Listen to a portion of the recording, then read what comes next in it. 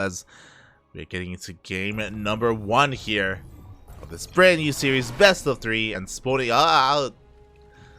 in the top right hand corner. What server are we on? Oh, there we go. Spawning in the top right. Oh, that explains it. That is why he's been able to play in these events. We may have to remake that. But it looks like despite being on a Korean team, up. I'm just gonna wait until we get confirmation. Okay, yeah, we're going for it. Spawning in the top right hand corner of Jagannatha LE, we have our Mexican Zerg player. He is blue, representing Team GP. It is Cham. I was wondering why he was playing in these weeklies for American tournaments again, and it's because he's back in the land of Mexico. And spawning in the bottom left-hand corner of Jagannatha, we have the Canadian Protoss. He just took down his Protoss opponents in the previous series, representing Team License to Kill. It is Maplez.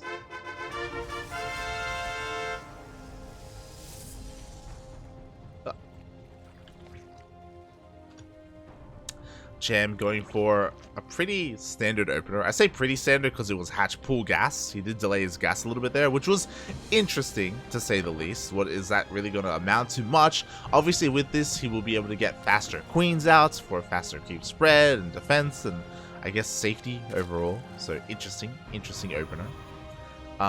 But yeah, I'm really curious to see how these two play out because I haven't seen Maplez versus Cham in a very long time, if ever.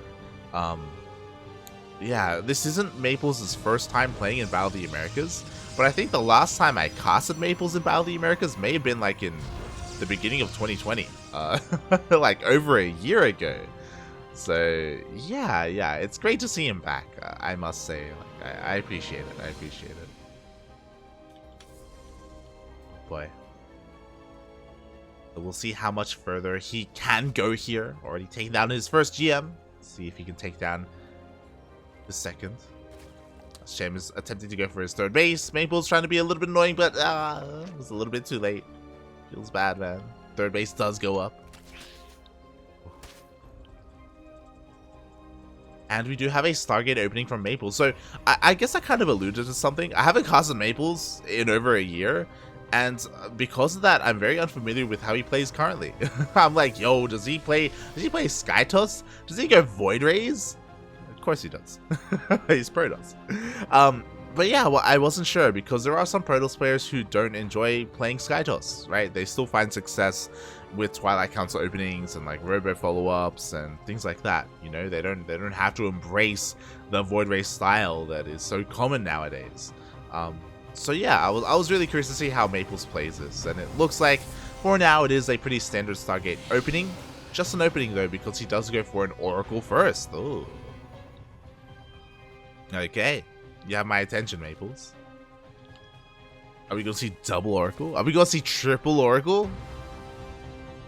Please.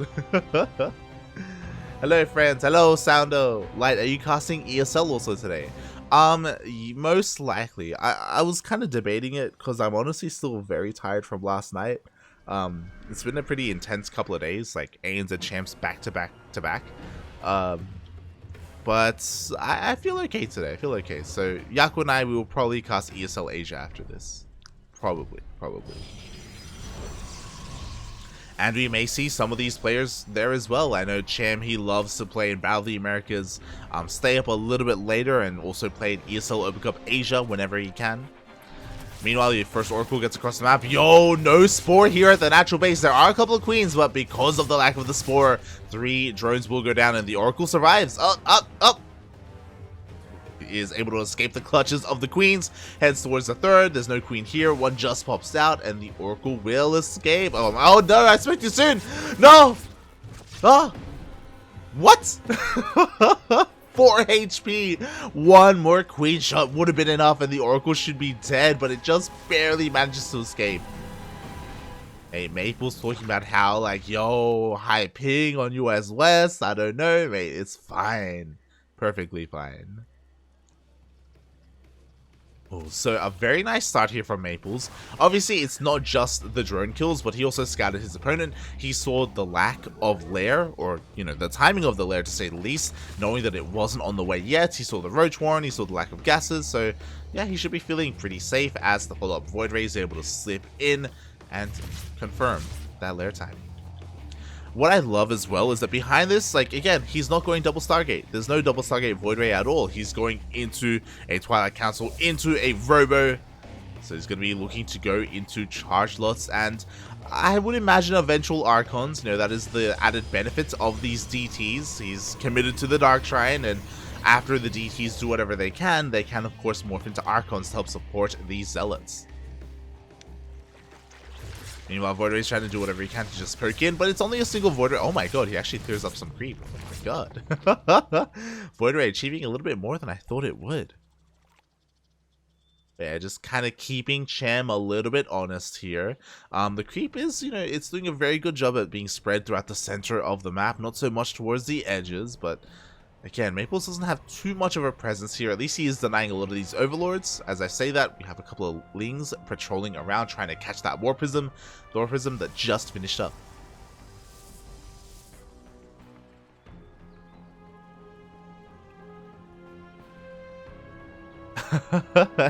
AIJ Skater, of course, man. Of course. Yo, do we have to go over your replay again? There's a lot of reasons you're being funada at AIJ Skater. Oh god. And meanwhile, the Adepts get across the map. They're going to be cleaned up. They get a couple of drone kills. What was that? 3 Adepts for 4 drones? Not bad at all, to be honest. If we look at the units lost. Damn. Maple's able to clear up a lot here. And also, hold on, ARJ. Mate, that was in a ZvT as well, mate. God damn.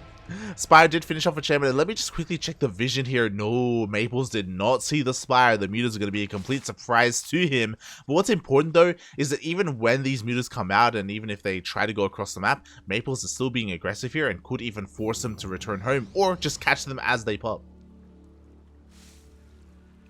The mutas are trying to skirt the edge of the map, and the DTs will see every single one of these mutas. Now, Maplez calls GG. Oh god. I was gonna be like, he's gonna have some time to respond and like throw down a shield battery or something, but oh my god. GG.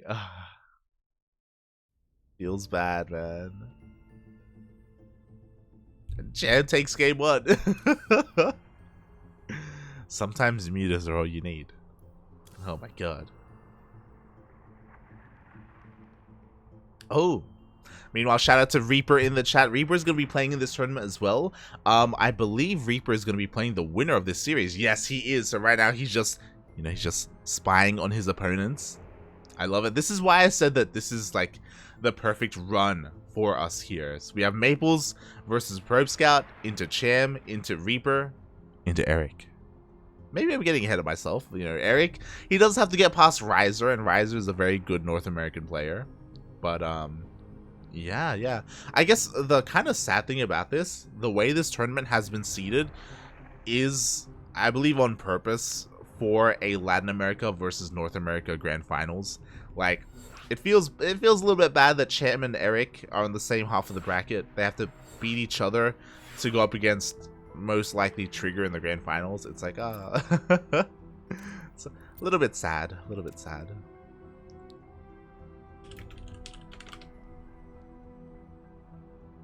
But yeah. Maybe maybe I shouldn't be saying that. We're talking about Reaper of all players as well. Like, if anyone's gonna cause an upset, it's gonna be Reaper in a ZvZ. Let's be real here. Let's be real.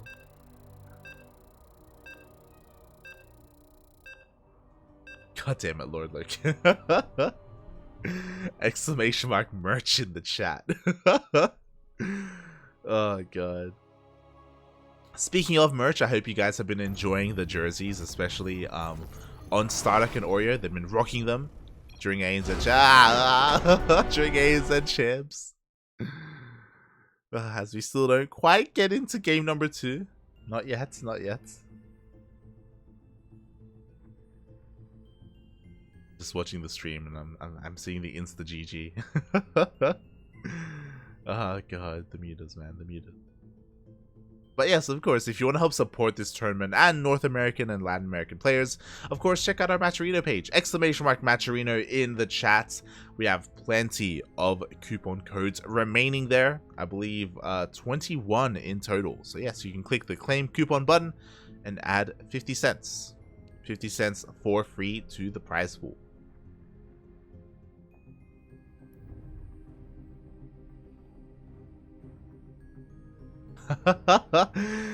Cham was tearing. Cham was tearing. God damn.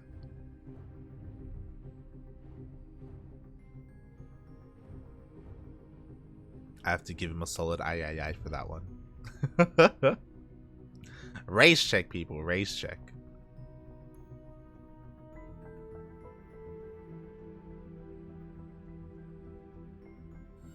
Oh yeah, Fernando, you know. Oh god. Alright, here we go. The lobby is being made. Getting ready to dive in. Oh god. Up. Here we go. Oh. And of course, at the moment, I am solo casting, but later on today, I will be joined by Ducklings, as you can see on the screen right now.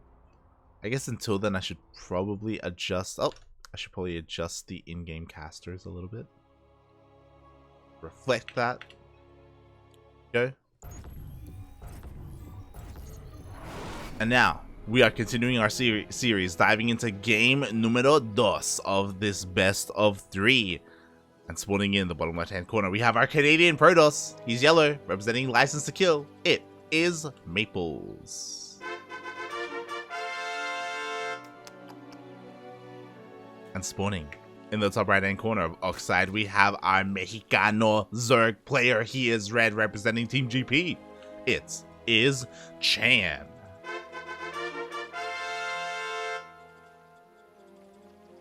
So, a little bit surprising to hear that Cham is back in Mexico. To be fair, I imagine his visa ran out. I know Special is jumping through hoops to stay in Korea and extending his visa for as long as possible. He hired a lawyer to make sure it worked out for him. And it's one of those things where I'm sure it's relatively expensive to continue to hire a lawyer and continue to renew his visa month after month. I think it's something along those lines. So yeah, it's pretty intense. It's a bit of a shame just because Cham can't necessarily do the same thing. I know Special is a little bit more well off compared to Cham. So yeah, Cham unfortunately is back in Mexico. I say unfortunately, like obviously going to Korea has a lot of benefits when it comes to practice. Not just practice, but also being able to just dedicate almost all of your time to ladder. Not just ladder, but also being in an environment where you're surrounded by other players who also want to improve and want to compete in StarCraft as well. Yeah, that helps so much with motivation and just overall commitment to the game. So yeah, at least he was able to have that experience, and I'm sure Cham would want to go back to Korea as soon as possible once things open up, once travel isn't as restricted.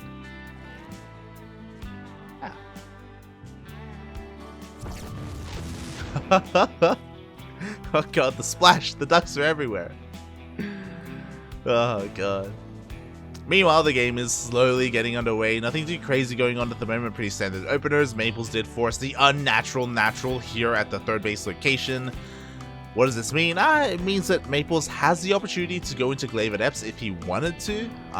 The defense is going to be a little bit awkward, but I say a little bit awkward just because, again, Glaive Adepts have been played out a lot, and Cham should be more than experienced to deal with it. You know, this lone zealot takes out a Ling. Not quite a drone, but you know, he's doing what he can. Meanwhile, we have a follow-up adept here as well to shave off more of these units and maybe sneak into a mineral line, maybe catch some transferring drones. As he actually goes all the way to the main base. Oh my god. He's just bullying the queen, getting into the mineral line. Yo, can he get a drone? He gets up. Yo, the body blocking. Wow, not a single drone goes down. That's crazy. I mean, sure, a bunch of Lings go down, but I mean, this is manageable. That's fine. Kind of. It's kind of fine. Like, these things could have been drones.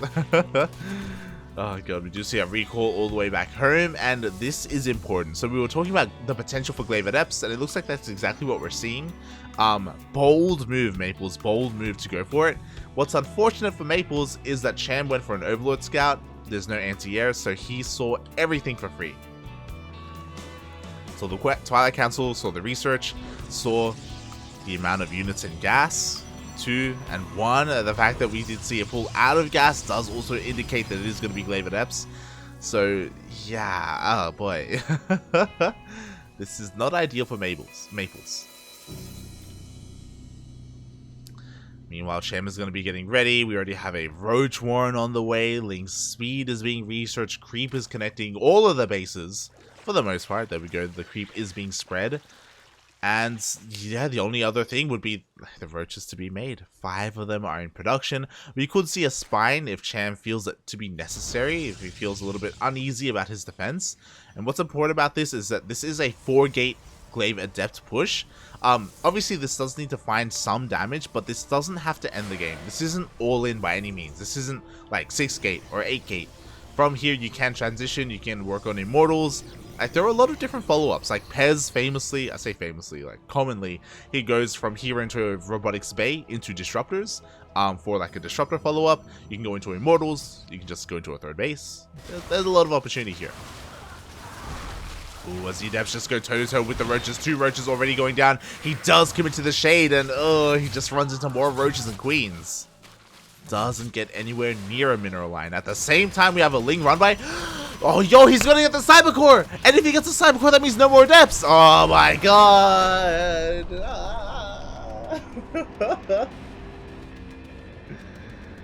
Felt like this, GG.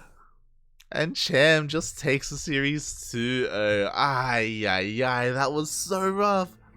It was a little bit too late as well. Like, we did see a warp in at home of Adepts, but he knew that by the time they warped in, Cybercore was gonna die, mate. Like, there's no way he could hold on to that. And once the Cybercore dies, then the Lynx can just flood on in. There's no more Adepts to harass because he just can't warp them in across the map. Like, his opener completely shut down. Damn.